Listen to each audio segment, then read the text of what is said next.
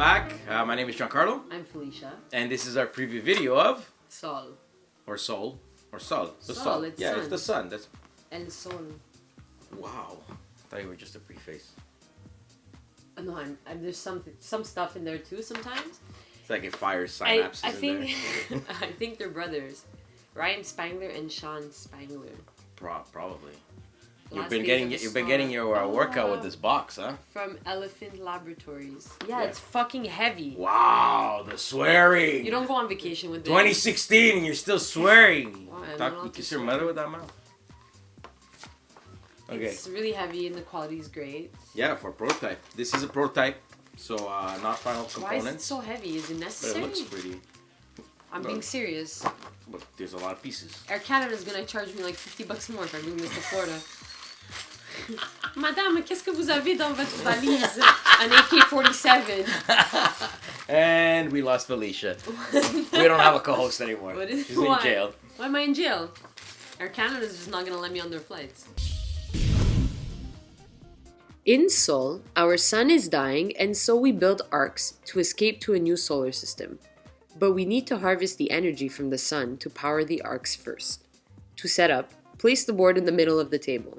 Make sure to use the side matching the number of players. Each player will get a player board and tokens of the same color. They will place their arc on the 0 of the momentum track and their mothership on the board like so. They each get 8 active sun diver ships, 3 energy cubes, and a movement marker on 3 of their movement tracks. The other pawns are in the reserve and they are sun divers, solar bridges, energy nodes, sun diver foundries, and transmit towers. Create and shuffle the instability deck and place it next to the momentum track. Place the instability tracker on 13 of the spiral.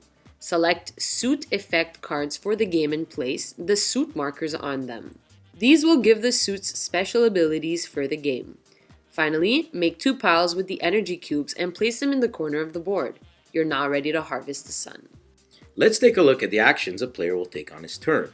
You must pick one of the 3 actions. You can move, convert, or activate. You get 3 movement points at the start of the game, but you also gain 1 for each station you own in orbit. You can spend your movement points to launch, fly, and or hurl. For 1 point, you can launch a sun diver next to your mothership. Flying costs 1 point per space. Sun divers can move in any direction but can't cross thick black lines without using a bridge. If you use another player's bridge, they get 1 energy cube. You can hurl your ship into the core of the sun, which will evaporate them, but the shockwave will grant your ship 2 momentum, which are victory points at the end of the game. Now that we looked at movement, let's take a look at converting. You can only do 1 conversion per turn, which is to simply turn your sun divers into something else. You can turn 2 sun divers into a bridge if they are adjacent like so. To convert to an energy node, you need 2 sun divers on the same layer with a gap in between like so.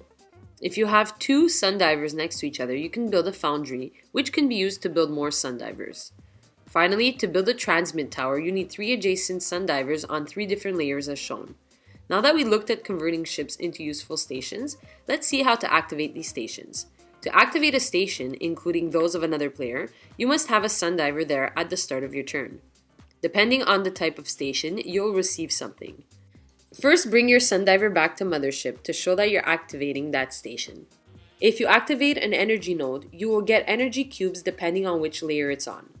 The closer to the core, the more energy you will gain. Again, if you use someone else's node, they will also get some bonus energy. If you activate a foundry, you can spend energy to build sun divers. If you activate a transmit tower, you can spend energy to increase your momentum. Once you've completed your turn and have no more actions to take, your turn ends by moving your mothership to the next space.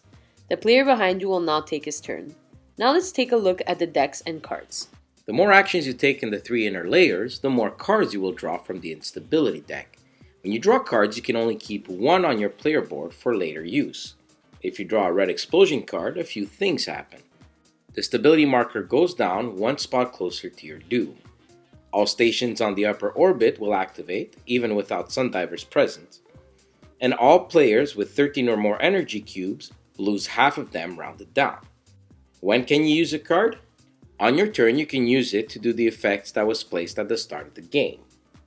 This adds a lot of replay value as the combinations of effects per suit will always be different. This symbol on the cards will tell you with which action it can be used. As you draw cards, you will decrease the instability, and if you reach 0, the game ends.